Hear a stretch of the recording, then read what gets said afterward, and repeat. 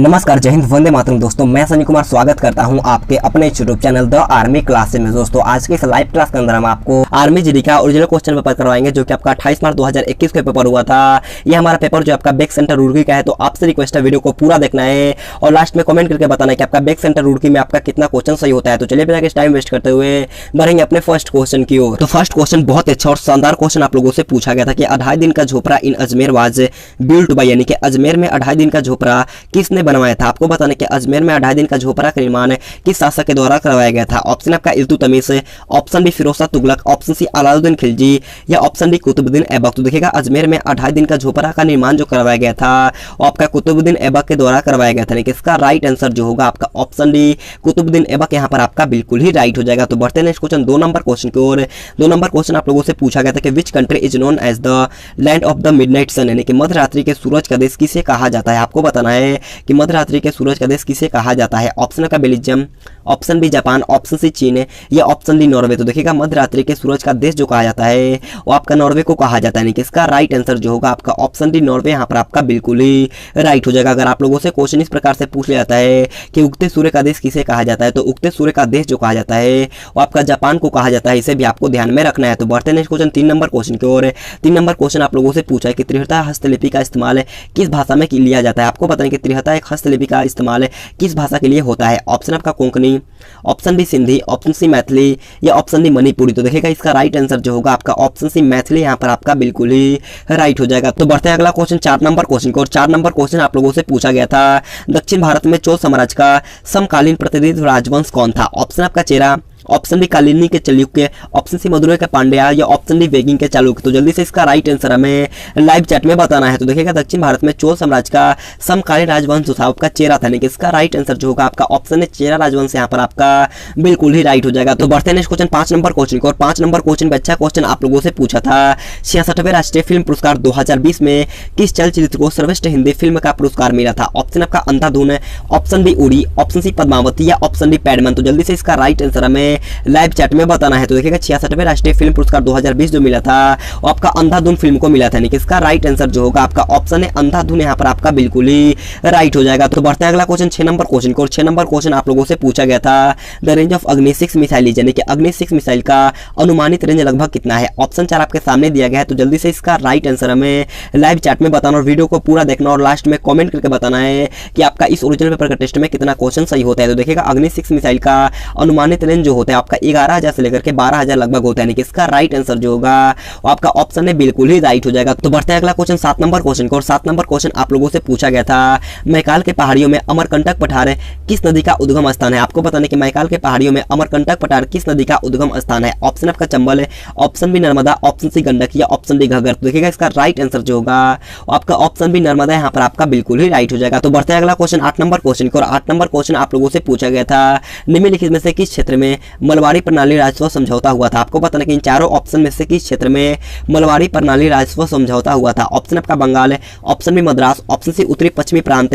या option D Bombay. तो देखिएगा इसका राइट आंसर होगा आपका ऑप्शन नंबर है बंगाल, यहाँ पर आपका बिल्कुल ही राइट हो जाएगा। तो बढ़ते हैं अगला क्वेश्चन 9 नंबर क्वेश्चन को। 9 नंबर क्वेश्चन आप लोगों से पूछा है in which year did the first train start in India, यानी कि भारत में पहली बार रेल किस वर्ष में शुरू हुआ था। आपको बताना कि भारत में पहली बार रेल कब चला था। ऑप्शन आपका 1794, ऑप्शन बी 1964, ऑप्शन सी 1894 या ऑप्शन डी 1853। तो देखिएगा इसका राइट आंसर जो होगा आपका ऑप्शन सी 1853 यहाँ पर आपका बिल्कुल ही राइट हो जाएगा। कहां से कहां तक चला था, तो मुंबई से लेकर के थाने के बीच में चला था। 34 किलोमीटर की दूरी तय की थी। इसे भी आपको ध्यान में रखना है। तो बढ़ते हैं नेक्स्ट क्वेश्चन 10 नंबर क्वेश्चन को। 10 नंबर क्वेश्चन आप लोगों से पूछा गया है Ashwini Purnima is associated with which game, यानी कि अश्वनी पोनपा का संबंध किस खेल से। आपको बताने कि Ashwini Ponnappa is associated with which game, choose the correct answer. तो आपको जल्दी से इसका राइट आंसर हमें लाइव चैट में बताना है। ऑप्शन आपका शतरंज, option B hockey, option C football या ऑप्शन डी बैडमिंटन। देखिएगा अश्वनी पोनपा का संबंध जो होता है वो आपका बैडमिंटन खेल से होता है। यानी कि इसका राइट आंसर जो होगा आपका ऑप्शन डी बैडमिंटन यहाँ पर आपका बिल्कुल ही राइट हो जाएगा। तो बढ़ते हैं अगला क्वेश्चन 11 नंबर क्वेश्चन की ओर।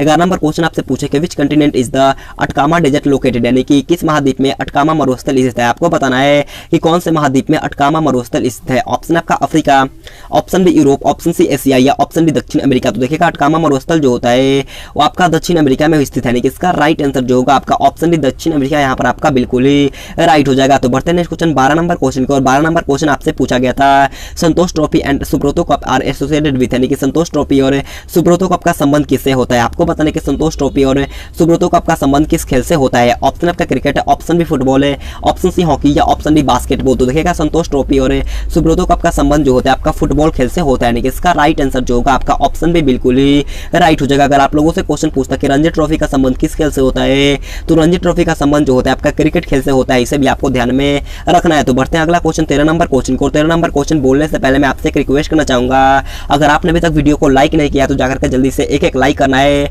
और चैनल पर नए चैनल को सब्सक्राइब करने के बाद बाजू में बेल आइकन आएगा उसे ऑल पे दबाना। बिल्कुल आपका इसी लेवल का क्लास होने वाला है, तो चैनल को सब्सक्राइब कर लीजिएगा और बाजू में बेल आइकन आएगा उसे ऑल पे दबाना है। तो देखिएगा 13 नंबर क्वेश्चन आप लोगों से पूछा है निम्नलिखित में से कौन सी नदी का एक मुहाना बनाती है। आपको बताना कि इन चारों ऑप्शन में से कौन सी नदी एक मुहाना बनाती है। ऑप्शन आपका Krishna, option B Godavari, option C Mahanadi या ऑप्शन डी नर्मदा। तो जल्दी से इसका राइट आंसर हमें लाइव चैट में बताना है। ये क्वेश्चन का राइट आंसर आप सभी को कमेंट बॉक्स में बताना है। तो बढ़ते हैं अगला क्वेश्चन 14 नंबर क्वेश्चन को। 14 नंबर क्वेश्चन आप लोगों से पूछा गया था द कॉल दिल्ली चलो आज गिव हिम, यानी कि दिल्ली चलो यह नारा किसने दिया था। आपको बताना है कि दिल्ली चलो का नारा किसने दिया था। तो देखिएगा दिल्ली चलो का नारा दिया गया था और आपका सुभाष चंद्र बोस ने दिया था, यानी कि इसका राइट आंसर जो होगा आपका ऑप्शन से सुभाष चंद्र बोस यहाँ पर आपका बिल्कुल ही राइट हो जाएगा। तो बढ़ते हैं नेक्स्ट क्वेश्चन 15 नंबर क्वेश्चन को, और 15 नंबर क्वेश्चन आप लोगों से पूछा गया था when was the national commission for women set up, यानी कि महिलाओं के लिए राष्ट्रीय कमीशन की स्थापना कब हुई थी। आपको बताने कि महिलाओं के लिए राष्ट्रीय कमीशन की स्थापना कब हुई थी। देखिएगा इसका राइट आंसर जो होगा आपका ऑप्शन नंबर बी 1992 यहाँ पर आपका बिल्कुल ही राइट हो जाएगा। तो बढ़ते हैं अगला क्वेश्चन 16 नंबर क्वेश्चन को। 16 नंबर क्वेश्चन हमारा पार्ट भी जो कि आपका जनरल साइंस का होता है।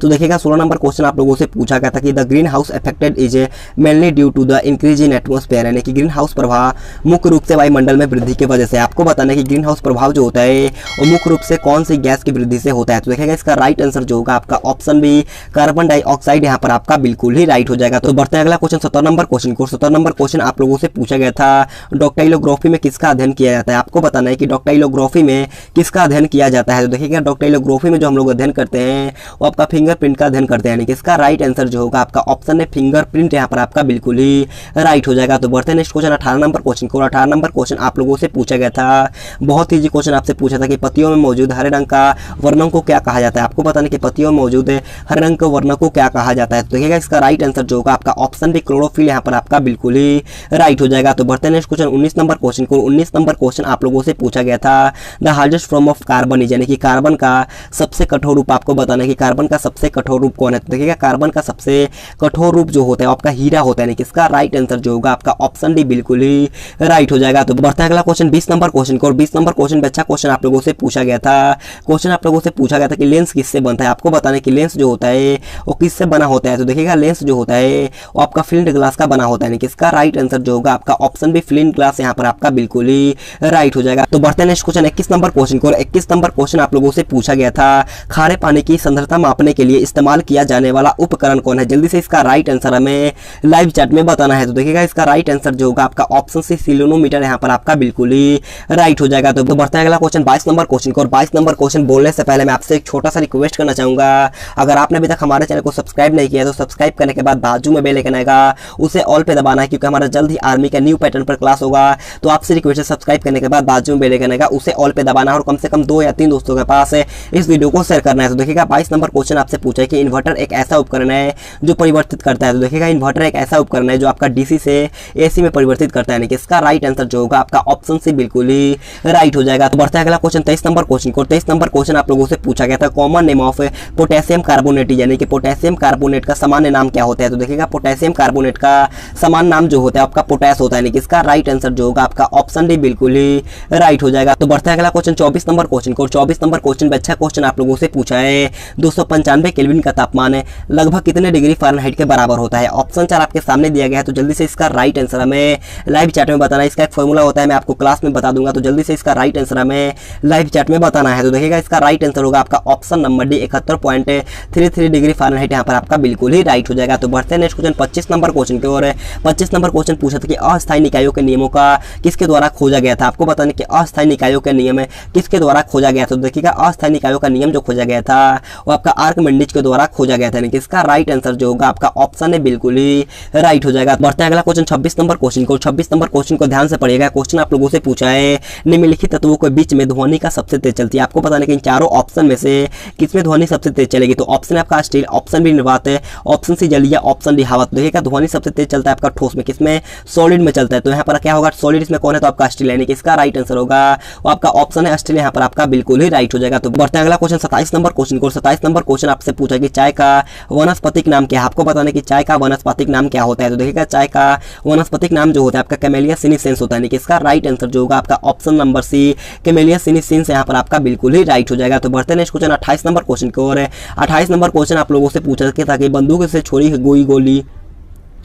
तो बढ़ते हैं नेक्स्ट क्वेश्चन 28 नंबर क्वेश्चन को। और 28 नंबर क्वेश्चन आप लोगों से पूछा गया था बंदूक से छोड़ी गई गोली में होती है। आपको बताने कि बंदूक से छोड़ी गई गोली में कौन सा ऊर्जा होता है? तो आपका गतिज ऊर्जा होता है। कौन होता है? गतिज ऊर्जा। ऑप्शन डी यहाँ पर आपका बिल्कुल ही राइट हो जाएगा। तो बढ़ते हैं अगला क्वेश्चन 29 नंबर क्वेश्चन आप लोगों से पूछा है कि वल्केनाइज्ड रबर का आविष्कार किसके द्वारा किया गया था? तो देखिएगा वल्केनाइज्ड रबर का आविष्कार जो किया गया था वो आपका चार्ल्स गुडईयर के द्वारा किया गया था, यानी कि इसका राइट आंसर जो होगा आपका ऑप्शन नंबर ए यहाँ पर आपका चार्ल्स गुडईयर यहाँ पर आपका बिल्कुल ही राइट हो जाएगा। बढ़ते हैं अगला क्वेश्चन 30 नंबर क्वेश्चन को। 30 नंबर क्वेश्चन हमारा आज का लास्ट क्वेश्चन है और मैं आप सभी से एक छोटा सा रिक्वेस्ट करना चाहूंगा, अगर आपने अभी तक हमारे चैनल को सब्सक्राइब नहीं किया है तो सब्सक्राइब करने के बाद बाजू में बेल आइकन आएगा उसे ऑल पे दबा लो, क्योंकि हमारा जल्द ही आर्मी का न्यू पैटर्न पर क्लास होने वाला है। तो सब्सक्राइब करने के बाद बाजू में बेल आइकन आएगा उसे ऑल पे दबाना है। तो देखिएगा 30 नंबर क्वेश्चन पूछा है कि डायलिसिस का प्रयोग किस इलाज में किया जाता है? आपको पता है कि डायलिसिस का प्रयोग किस इलाज में किया जाता है और ये क्वेश्चन आपके एग्जाम में पूछा गया था, शायद 2017 या 18 के एग्जाम में पूछा जा चुका है ये क्वेश्चन। तो देखिएगा डायलिसिस का प्रयोग जो किया जाता है वो आपका गुर्दे की निर्बलता में किया जाता है, इसका राइट आंसर जो होगा आपका ऑप्शन से बिल्कुल ही